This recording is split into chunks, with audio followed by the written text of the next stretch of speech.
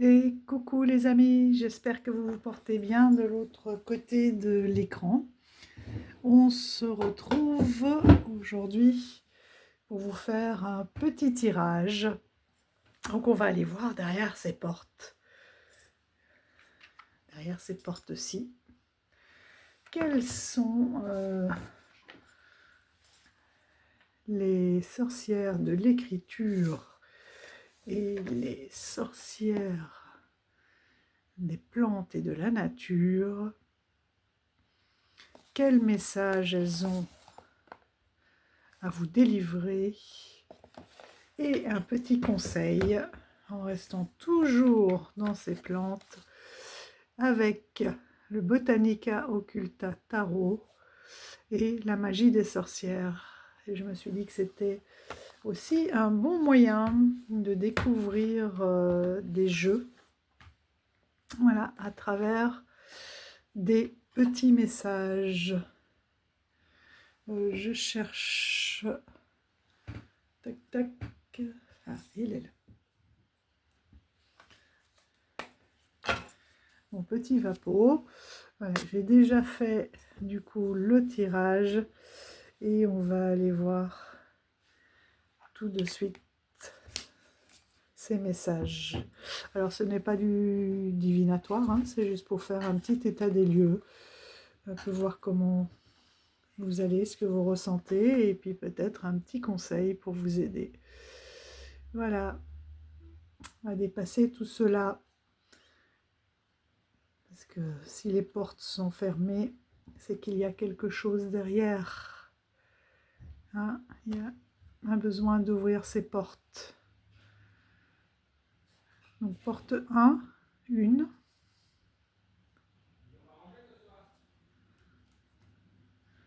Porte 2, qui est plus un couloir. Et la porte 3.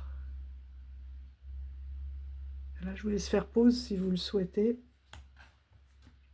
Et on va commencer tout de suite. J'ai envie de commencer par le choix numéro 3. Parce que cette porte m'intrigue. Elle a l'air très très solide et bien fermée. Là. C'est presque une barricade. C'est une porte qui va être lourde à ouvrir. Il y en a des choses.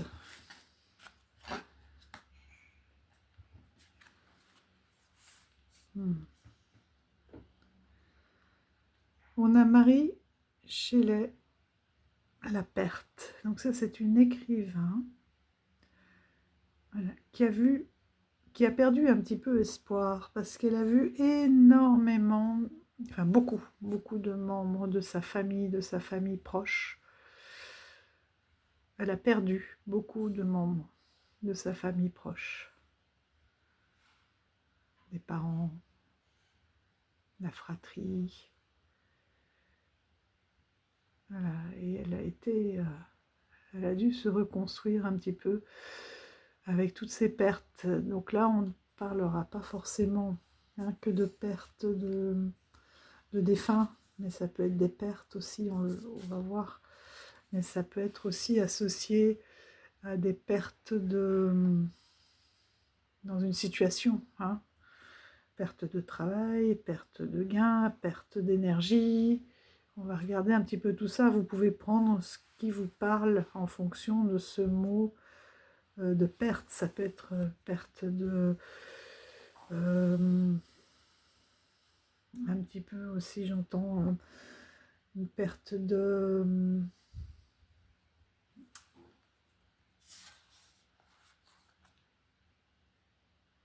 d'espoir, un petit peu. D'accord, avoir un peu...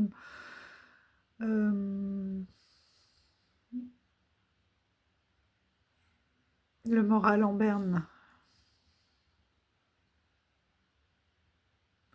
De broyer un petit peu du noir, en fait. Hein. Oui, ici on a l'anguille. Donc l'anguille, c'est C'est un poisson qui se cache, hein, il y a des choses cachées ou dont vous ne savez peut-être pas forcément d'où ça vient, hein. Ou alors c'est un état que vous voulez garder pour vous, que vous ne montrez pas forcément, ou que dont vous n'avez pas forcément conscience aussi. Peut-être que vous dites que tout va bien, mais qu'au fond de vous, il y a une tristesse. Et cette anguille, c'est quelque chose, oui, d'assez insaisissable. Peut-être que vous ne savez pas par quel bout commencer, par quel bout attaquer cette situation pour y faire face ou pour y remédier. Donc on va voir un petit peu les cartes, ce qui vous est. Ben voilà. Ici on a la sorcière de la cuisine. Donc c'est un petit peu à vous de voir ce qui pourrait vous faire du bien. Avec cette carte, c'est un retour à soi. Donc comment, dans cette situation, arriver à prendre soin de vous et à reprendre goût, j'ai envie de dire, à la vie, hein, à votre quotidien, par des petits gestes simples, soit cuisiner, vous faire un petit thé, concocter des mélanges, des desserts, en fonction de si vous êtes sucré, salé, de vous faire des masques à base de plantes, peut-être aussi des huiles essentielles. Voilà, ce sera un petit peu prendre certaines plantes en infusion pour pouvoir apaiser tout ça. Mais c'est aussi juste le plaisir de cuisiner pour les autres, de partager, c'est des petits gestes du quotidien. En fait, elle vous dit aussi que c'est dans le quotidien que vous pourrez retrouver du plaisir en revenant à l'essentiel, à des gestes, à des choses simples finalement. C'est dans la simplicité hein, et dans le quotidien que vous pourrez revenir à un goût à la vie. D'ailleurs, avec cette carte, on a le Millepertuis. Le millepertuis, c'est vraiment déjà une plante de protection. Donc ça va être un état passager parce que c'est une plante très lumineuse et qui vous dit que la lumière, que cette lumière, elle est là. Elle a des feuilles très foncées, vous voyez, la lumière est dans l'ombre finalement, elle n'est pas loin. Et en vous reconnectant à vous-même et à des petits plaisirs, vous allez reprendre votre lumière et ce goût à la vie.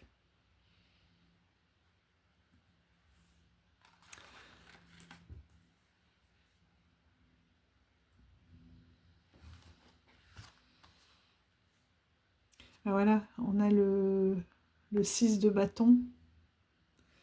Le 6 de bâton, ça va être une victoire. Regardez là, donc on a déjà cet iris qui lui aussi, hein, elle aussi c'est une fleur de très très grande protection.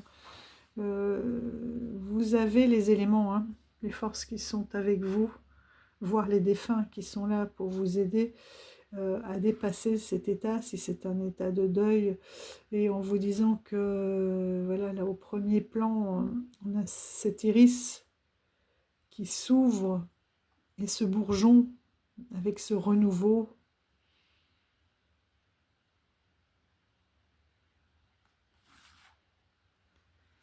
Et ici, on a en haut comme en bas les manifestations.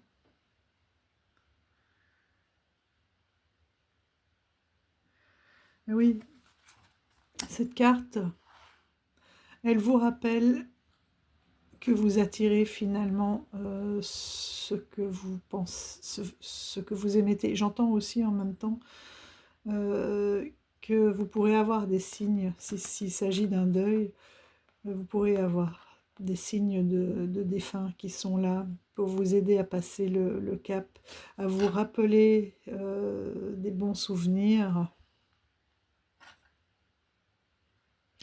Et si c'est un état,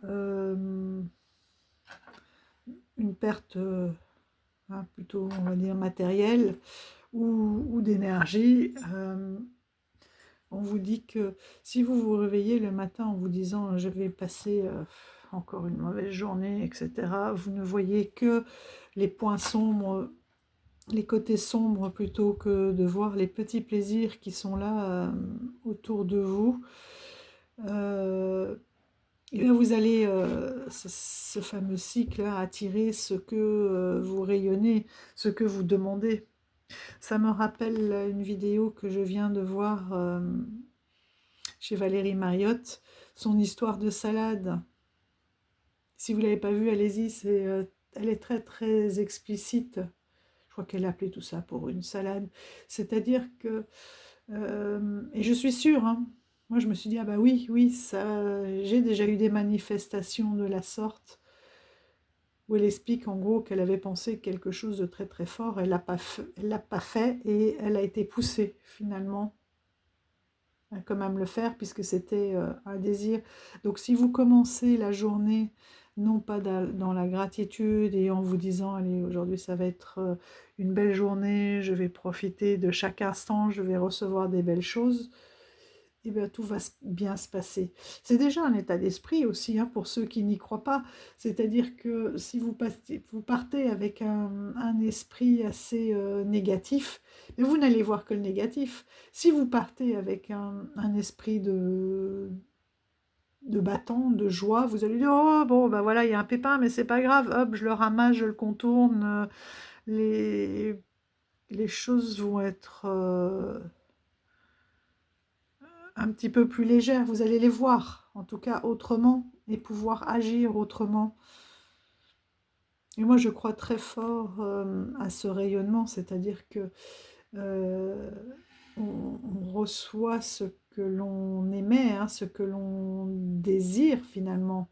Parce que si on est négatif, bien, forcément, on irradie cette énergie négative et on attire du négatif, d'accord? Mais là, on dit que vous allez y arriver et que pensez bien à ces manifestations.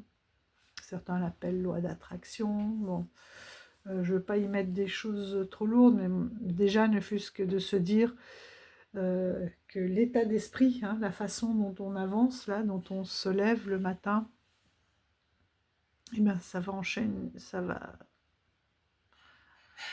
va diriger un petit peu toute votre journée. Et c'est vous qui avez ce pouvoir. Et que plus ça sera positif, plus vous allez vibrer positif, bien sûr, plus vous allez être heureux, et ainsi de suite. Et plus vous êtes heureux, plus vous recevez, et plus vous vibrez haut, et ainsi de suite. Mais de toute façon, c'est un état que vous allez dépasser, tout simplement en vous recentrant sur, voilà, sur les petits cadeaux du quotidien, sur les plaisirs, en vous recentrant sur vous, en vous faisant du bien, en vous faisant des petites choses au quotidien qui vous font du bien, vraiment. Et on va aller voir maintenant le message qu'il y a derrière cette porte. Liberté. Voilà, liberté de débuter vos journées et donc, comme vous le souhaitez, et donc de maîtriser votre état. Parce que là, on parle aussi d'un état d'esprit, une perte de motivation, une perte de joie. ne vous empêchez pas d'accéder à la liberté du monde. Révélez de grandes choses pour des raisons divines et sacrées. Rêvez, pardon, de grandes choses pour des raisons divines et sacrées. Voilà, n'ayez pas peur de rêver plus grand, et on est bien dans le divin et dans ce cycle-là. N'ayez pas peur de voir grand, vous allez y arriver. N'ayez pas peur de rêver grand, de rêver d'être heureux. Mettez surtout de l'action derrière. Et la lumière, elle est là. Hein. Vous allez y arriver. Et je ne me fais aucun souci. Profitez de chaque petit instant, de chaque cadeau. Du coup, on va remonter, hein, on va voir avec le message numéro 2. Celle-ci, c'est aussi une porte qui amène vers la lumière.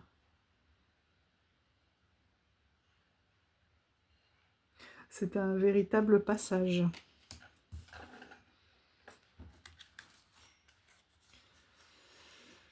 Ah, Emily Dickinson.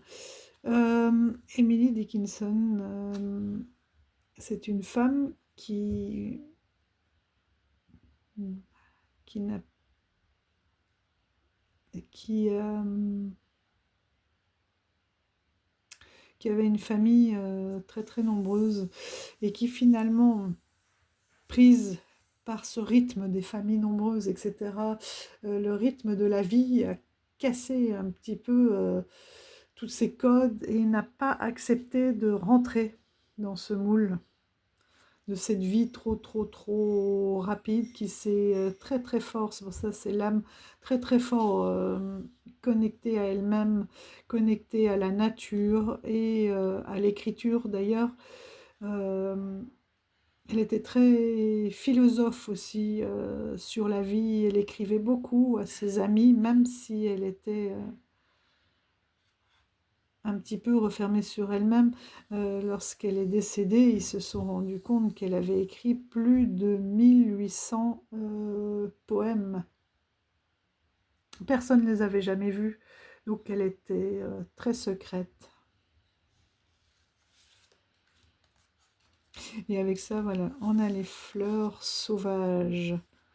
Donc indomptable, il y a un côté un petit peu indomptable. On a quelqu'un ici, oui, indomptable, un peu atypique,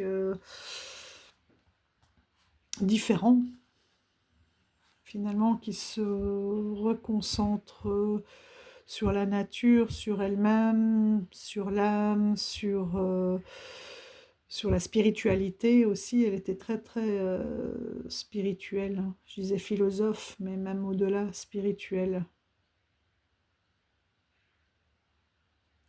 Alors les fleurs sauvages, ici dans ce jeu, représentent aussi la rupture.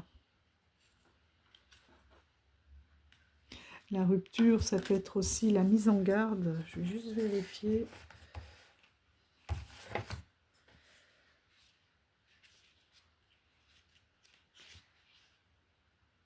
Lydie, l'amoureuse et l'éveil.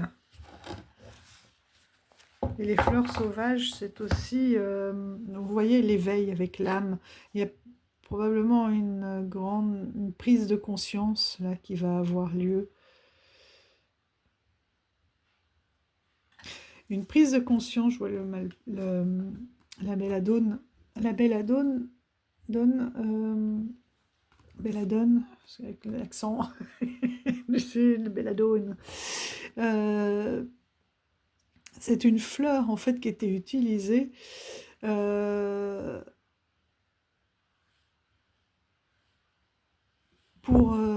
infusion pour se mettre des gouttes dans les yeux, pour avoir un petit air un petit peu ingénu, rêveur, etc. Donc il y a aussi là quelque chose, si on parle d'un nouveau Lédil, comme une mise en garde, attention, de voir si la personne, eh bien, elle-même c'est-à-dire qu'elle ne porte pas de masque hein, dans ce nouvel idylle. Maintenant, si c'est un éveil,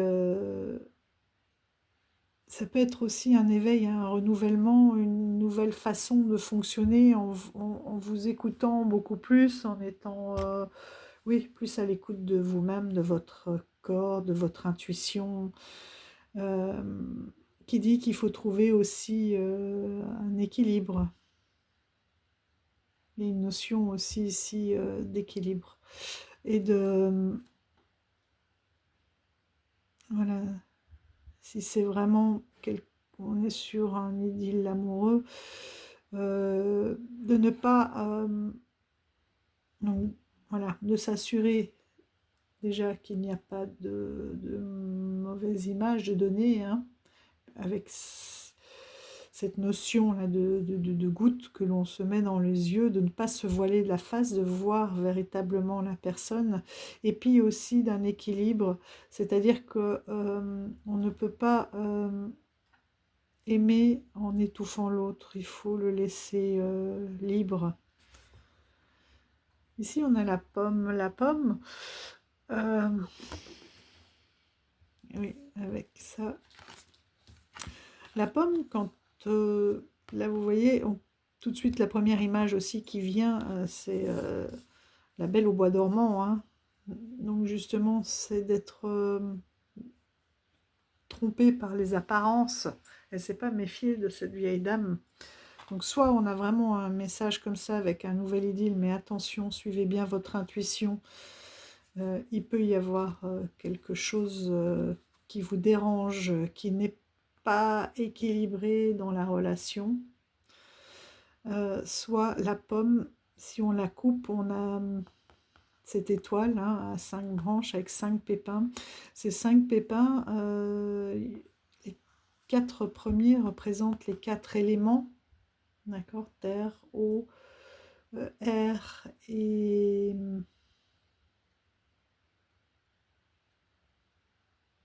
terre, eau, oh, c'est pas vrai, terre, eau,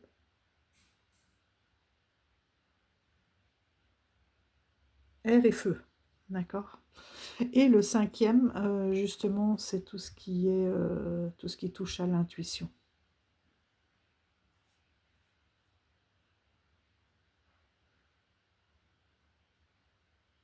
Donc peut-être qu'on vous demande aussi de trouver un équilibre entre le fait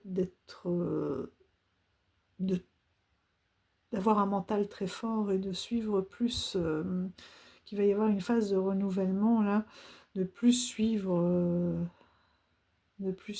cette intuition.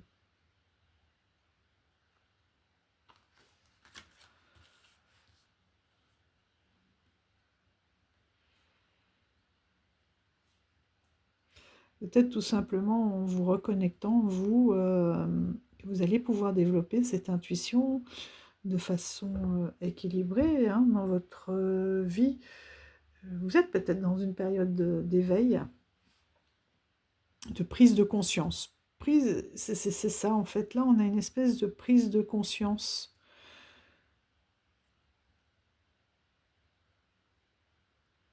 Qu'il y a un déséquilibre. Prise de conscience d'un déséquilibre.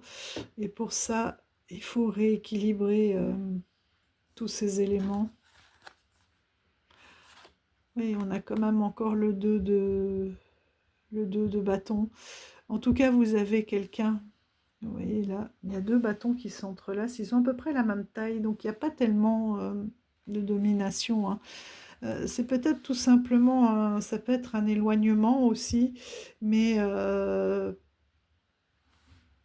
voilà, en revenant, bah voilà, c'est marrant ça, les éléments. Retour aux fondamentaux finalement. Retour aux fondamentaux, retourner sur les lieux. Est-ce que c'est un éloignement aussi d'un couple ou un éloignement de vous-même, de retourner sur les lieux où vous avez été heureux, sur les lieux où voilà, il y a eu quelque chose de fort et de retrouver, parce que là on a quand même un projet, hein, Et regardez là, c'est très très fleuri. Ça, ce sont ouais, les amarantes, hein. Ouais, amarantes.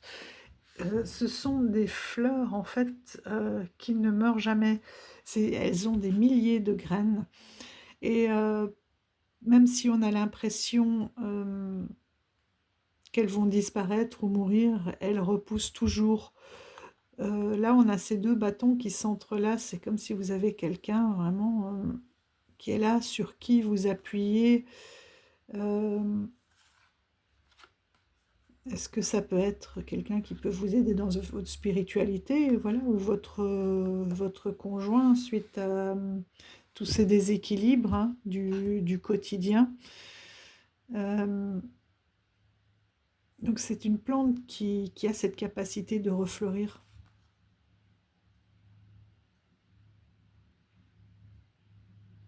Et ce sont des projets qui vont se faire à deux. C'est une volonté si on est dans le couple, hein, de retrouver cet équilibre. Il y en a peut-être un qui s'est senti un peu plus étouffé que l'autre par la situation, ou par une situation qu'il a moins bien vécue, ou qu'il a vécue par procuration par rapport à son conjoint. Et il y a eu cette prise de conscience, hein, de renouvellement, là, avec les fleurs sauvages, et cette envie voilà, d'aller ensemble dans le même sens, de retourner aux fondamentaux, de retourner sur les lieux, et,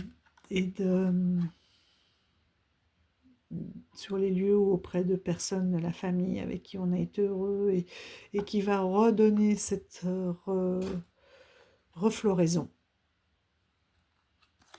Voilà.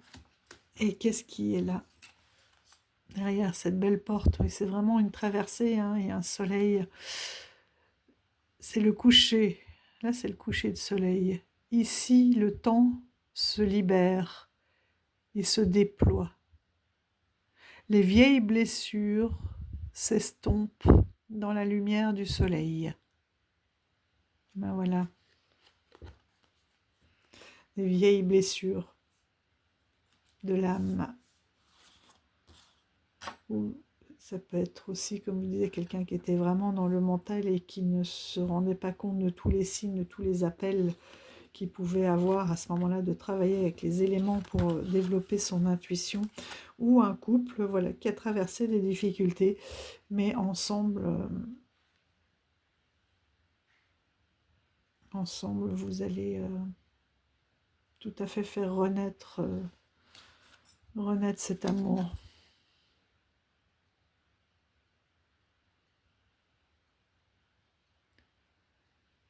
Avec le coucher du soleil, voilà, il va entraîner tous ces désaccords, et un nouveau jour, un nouveau soleil, une nouvelle direction va être prise. Un nouveau départ, hein. Avec les fleurs sauvages, on a aussi le renouveau.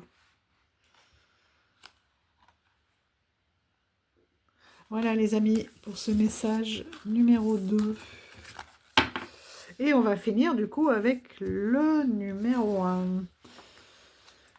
Avec cette porte entrouverte, il y a quand même un cadenas, hein, mais elle est entrouverte. Alors qui est-ce qui se cache derrière cette porte? Ouf. Alexandra Pizarnik. Elle, c'est un beau mélange de culture latine, non, sud-américaine et juive. Il me semble bien qu'elle avait décidé finalement de ne pas avoir de religion, la solitude. Il me semble qu'elle a eu qu'elle a mis fin à ses jours parce que justement elle s'était très très fort isolée. Elle avait beaucoup écrit, elle était très appréciée, mais n'arrivait pas à dépasser certaines épreuves. Et avec ça, qu'est-ce qu'on a? La maison. Donc, et la solitude et cette maison qui est seule, il n'y a rien autour, en fait, elle est très isolée. Là, ça parle probablement de personnes voilà, isolées, hein.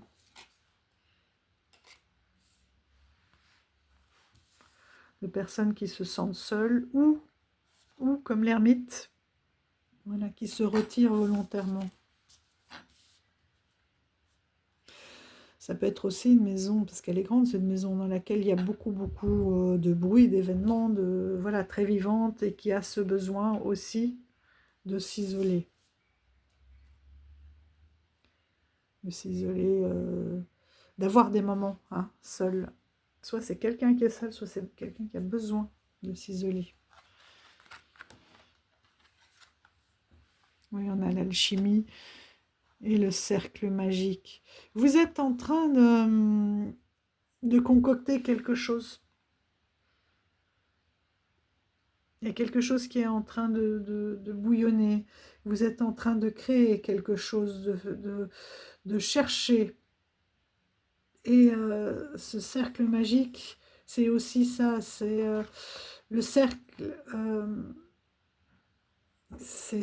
c'est votre espace de protection, c'est votre espace sacré, c'est un endroit où vous pouvez vous retrouver. Alors si c'est un isolement qui n'est pas forcément voulu, et ben c'est tout simplement un isolement qui va vous permettre de mettre en place beaucoup de choses, de créer votre propre alchimie, votre... Bah oui, vous êtes en train de, je peux pas mieux dire, hein, de créer quelque chose. Vous avez tous les ingrédients là, vous les mélangez et il y a quelque chose qui est sur le point de jaillir de vous, et pour ça, vous avez vraiment là, besoin de mettre vos limites, de vous centrer sur vous et votre création.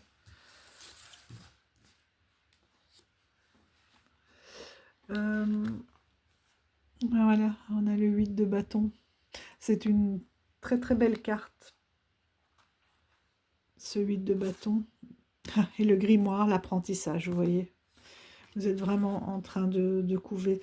Soit vous écrivez, vous êtes en train de répertorier toutes vos connaissances, etc. pour y mettre du sens, pour structurer tout votre savoir. Soit c'est le moment aussi dans cette isolation, isolement, n'importe quoi, moi, isolation. Isolation, c'est la maison. Un isolement d'aller d'apprendre, d'accord, parce qu'on a aussi dans le grimoire l'apprentissage. Soit vous êtes en train, là, vous voulez, oui, vous êtes en train d'éclore, hein, comme ce petit papillon là. On a le 8 de bâton. Cette carte, je l'aime beaucoup du 8 de bâton parce qu'elle a un sens tout à fait différent. C'est-à-dire qu'on a la moitié 4 bâtons qui ont la même hauteur. Vous voyez, là, c'est bien stable. Il avance petit à petit. Et arrivé à la moitié, hop, hop, hop, ça va vite s'accélérer. Il va monter, monter pour pouvoir s'envoler, pour éclore. Il est déjà à la moitié du chemin. Donc cet isolement est très bénéfique, parce qu'en effet, vous êtes en train de concocter. Regardez, on a l'alchimie, on a le grimoire. Vous êtes vraiment en train de mettre quelque chose en place, de créer quelque chose et pour certains, d'apprendre aussi. D'accord. Il y en a qui sont déjà à écrire leur grimoire et d'autres qui sont encore dans la phase d'apprentissage avant hein, d'ouvrir cette porte et de tout mettre, de mettre au grand jour. Hein, avant de laisser rentrer du monde dans votre maison pour le partager. Voilà, vous êtes...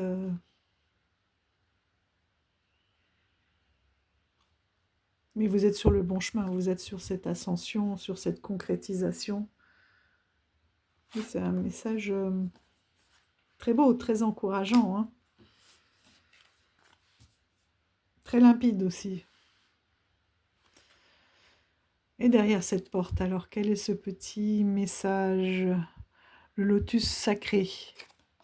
Ah oui, il est là sur le bas de porte. La compassion agit. C'est l'outil choisi. La compassion, probablement, envers vous-même. Maintenant, je vois le lotus fleurir dans le joyau de votre esprit. Ben voilà. Donc vous êtes vraiment une fleur, un papillon, un lotus en train de fleurir. Et pour ça, pour ce fleurissement, eh ben vous passez par un temps d'isolement, de solitude, mais ce qui est normal pour pouvoir concentrer tout votre effort sur ce que vous êtes en train de mettre en place, de créer, de développer.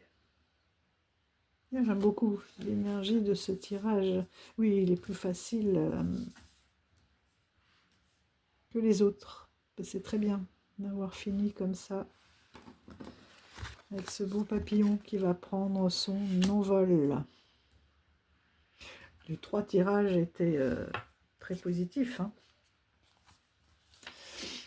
Très positifs. Des situations, voilà, là on sort d'une situation un petit peu déséquilibrée pour aller vers un équilibre avec le tirage 2 et avec le tirage 3, voilà, c'est de retrouver un nouvel équilibre, une nouvelle force, peut-être de prendre conscience d'un certain état, ne fût-ce qu'un peu tristounet, dépressif, et qu'une fois que vous en aurez pris conscience, et ben vous pourrez en effet renaître, aller vers la guérison, en profitant de chaque petit instant du quotidien, sans forcément avoir envie d'aller chercher de l'exceptionnel ou d'aller voir ailleurs, chez le voisin, etc., de se comparer. C'est vraiment... vous êtes... c'est vous. Vous avez besoin de vous mettre en lumière. Voilà les amis, bon ben, j'espère que ça vous aura tout de même parlé, que vous aurez pu découvrir ces superbes jeux. Et je voulais juste finir en vous montrant le livret aussi, enfin le livre Les sorcières de la littérature. Où, quand je l'ai acheté, je pensais qu'on apprendrait plus sur l'écrivain en soi, mais en fait on a des extraits d'écriture, mais qui nous donnent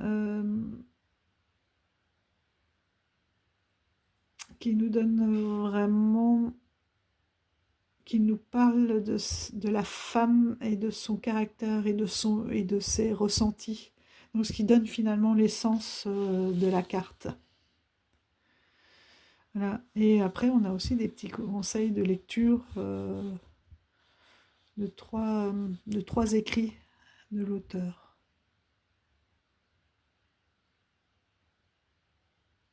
Là, on nous explique un petit peu, mais soit sous forme d'extrait, soit de façon très très fine, qui sont ces femmes et ce qu'elles reflètent. Mais on n'a aucun mot-clé, etc. Ça parle vraiment de la femme. Il y a une page par écrivain. Ah tiens.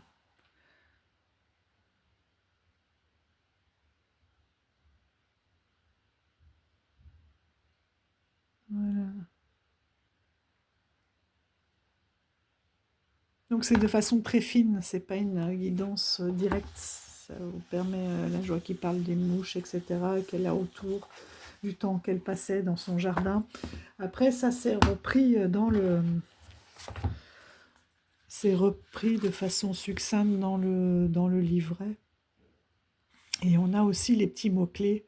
Mais ça nous permet en fait plus d'intégrer les mots-clés avec un petit récit sur sa vie, quoi. Et des petits extraits de livres. Et dans ce livret-ci sur la magie des sorcières, ce qui est bien aussi, c'est qu'on a des associations de cartes. C'est raconté un petit peu sous forme d'histoire, beaucoup plus large qu'une guidance, et ce qui permet finalement d'en comprendre le sens. Et on a toujours, ça j'aime beaucoup, la lame compagne. Par exemple, si on avait tiré la forêt, voilà, on a les mots-clés et les lames du tarot qui correspondent à cette carte. Donc le 3 de bâton et le roi de bâton pour celle-ci. Tiens, on peut aller voir pour celle tirée là, la 40. Ça serait drôle que la carte du tarot corresponde. Le magicien, voilà, ouais, de faire de votre vie de la magie, de prendre votre pouvoir, de ne pas subir. Qu'est-ce qu'on a d'autre ici? On avait la 12. Les éléments, ben donc c'est l'empereur. Et pour le groupe numéro 1, la 22, le grimoire, ben c'est le 8 de denier. Ouais, c'est vraiment le côté méticuleux, se développer, etc., apprendre, se faire la main. Donc voilà, très chouette aussi outil de travail. Voilà les amis, il ne me reste plus qu'à vous souhaiter une excellente journée.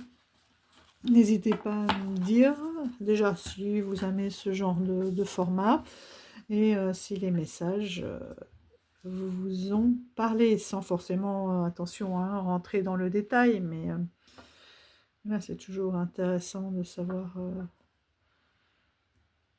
si on parle dans le vide ou si voilà, les messages ont résonné sans forcément donner le choix ou quoi, ou rentrer dans le détail, mais est-ce que, voilà, est-ce que je continue ces petits formats ou pas? Eh bien, je vous embrasse fort, prenez soin de vous, et puis je vous dis à tout bientôt. Bye bye.